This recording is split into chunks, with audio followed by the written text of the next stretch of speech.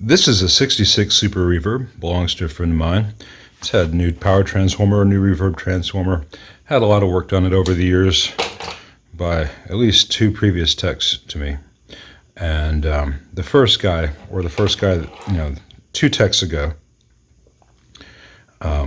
robbed out all the blue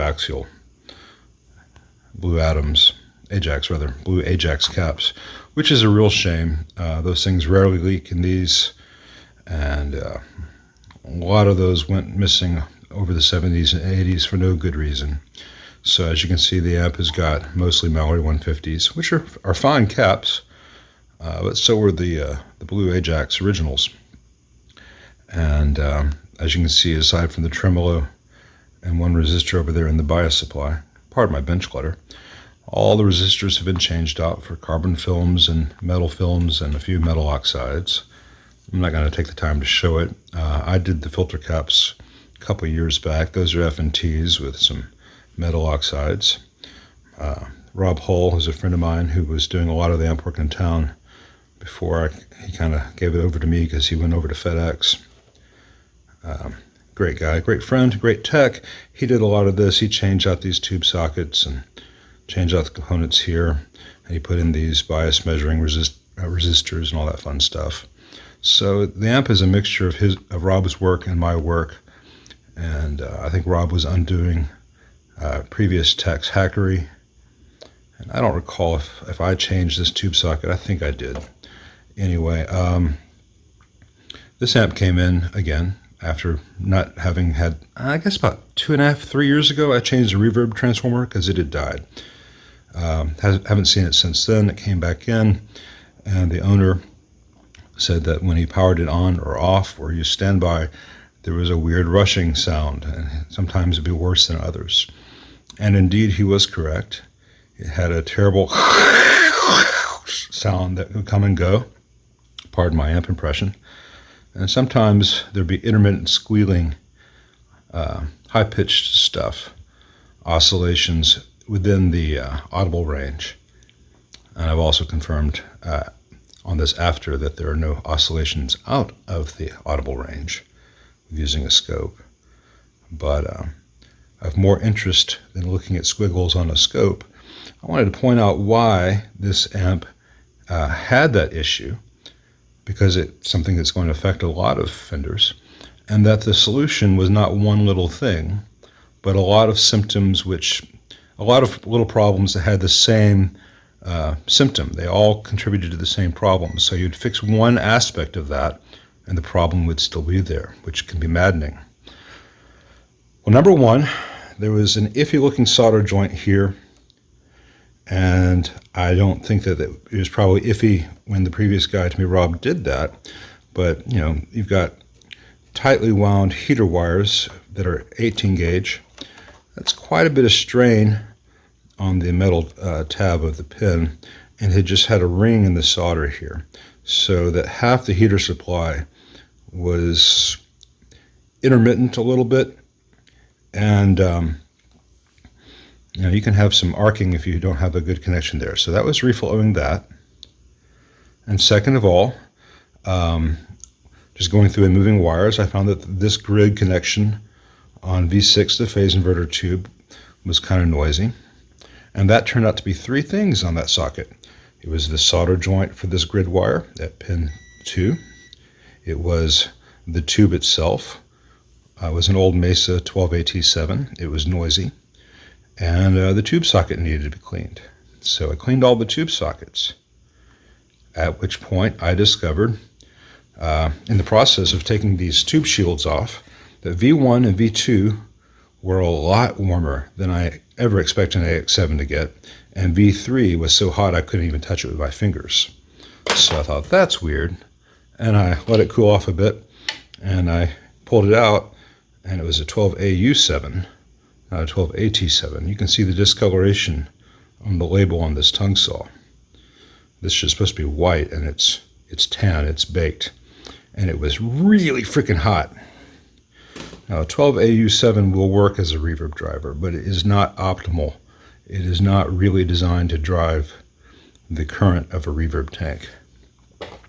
So it's got a 12AT7 in there now, and it is running a lot cooler. Now 12AT7 does get warm, but it won't burn you now. And V1 and V2 are also cooler. Now, I think that changing from that baked AU7 to this AT is what got rid of that oscillation and squeal, because this tube, before it was a faulty AU7, is connected via the primaries on the reverb transformer to this B+ node here, which is the screen supply in a super reverb.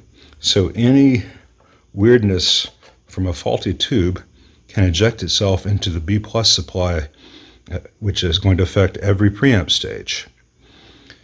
And I think that these tubes were getting hot because of oscillation in the circuit, and that oscillation was in the circuit because this 12AU was here and it was dying.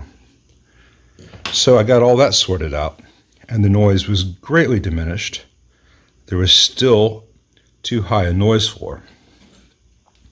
And so I measured the usual spots on the board for DC, like the tone stacks. No DC on the board there. But on the coupling cap here on the normal output of the normal channel, this 22 nanofarad, 500 picofarad junction in the reverb channel and the output of the reverb channel, as well as the mix resistors, there was DC present at each one of these. And this is because these old fiber boards soak up moisture in the air. Memphis gets really humid, and when that moisture gets soaked into there, you begin to have a conductive path. This is about 300 volts. It can be higher at times than that, and it's barely any distance from this eyelet. This is not too far from here as stuff starts to creep in. Now, in previous videos, you'll have seen me measure actual like 7 volts here, 1 volt here, or more, 5.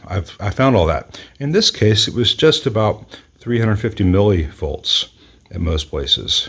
It was almost 800 millivolts here. But that was just enough to inject a lot of into everything. So I took these components out, removed the solder, soaked the area with isopropyl, heated it all up, put it back together, and that DC voltage is out, including here. So at this point, the amp's noise floor is almost as quiet as I could wish it.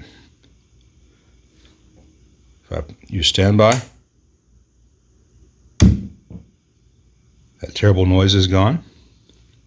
Same for if I power it off and back on again.